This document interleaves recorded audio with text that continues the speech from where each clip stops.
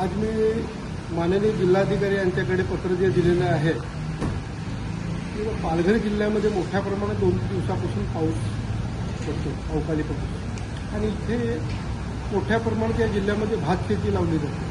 बऱ्याचशा शेतकऱ्यांनी दिवाळीनंतर लगेच भात शेतीची कापणी सुरू केल्याने त्यांच्या शेतातच पाऊस पडल्यामुळे त्यांचं मोठ्या प्रमाणात आर्थिक नुकसान झालेलं आहे.